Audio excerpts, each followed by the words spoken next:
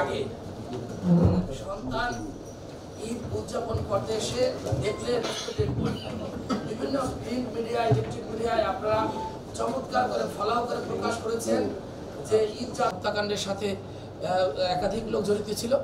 আমরা গতকালকে প্রযুক্তির মাধ্যমে বিভিন্ন জায়গা থেকে তাদেরকে আমরা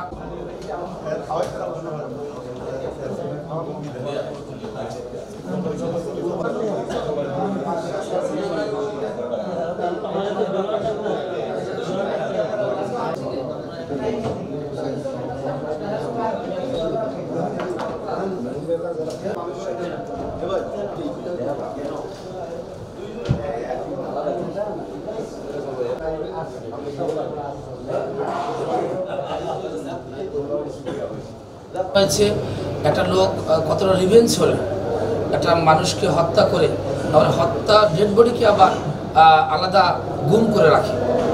তা সেই হিসেবে আমাদের মনে হয়েছে কারণ কি, মহিলা তেমন ধনাঢ্য মহিলা নয়, বিশাল সম্পদের মালিক না। আপনারা দেখবেন ছোট্ট একটা করে ঘর, ছোট্ট একটা ঘর, যেই ঘরে মানে কোনো লোক গিয়ে দেখেও নাই, এই মহিলা খবর নেয়নি গত 6 মাসে। হয়তো সন্তান নিজে বাড়িতে না আসলেও আরও 1 বছর হয়তো কেউ খবর নিত। তো আমরা সেই সব দিক বিবেচনা করে দেখলাম যে হয়তো এই কোয়ালিটির লোকেই হবে, জায়গা জমি দ্বন্দ্ব হতে পারে, পারিবারিক দ্বন্দ্ব হতে পারে, বা অন্য কোনো ঝামেলা হতে পারে। সার্বিক বিবেচনা করে আমরা সন্তানকে আগে আমরা নিয়ে আসছি আমাদের গ্রিপে এবং সন্তানের জিজ্ঞাসাবাদ করেছি। তারও কোনো ব্যাখ্যা নেই, স্যার আমি হত্যা করিনি, আমার কোনো সন্দেহ নেই, আমি সমাজে বাড়িতে আসি না। তারপর আমাদের মনে হয়েছে ওখানে আমরা দেখলাম আশেপাশে সকল লোকের খবর নিয়েছে। আমরা দেখেছি ঘটনার পরেই একটা ভদ্রলোক তার ফ্রিজ টিভি বিক্রি করে সেও এলাকা থেকে 6 মাস এলাকা ছাড়া, ওই এলাকা চরমুদ্দি এলাকার ওসি আছেন। আমরা সর্বব্যাপী কম্প্রিহেন্সিভ স্টাডি করেছি, দেখলাম যে এই ঘটনার পরে একটা লোক এলাকা থেকে এলাকায় না।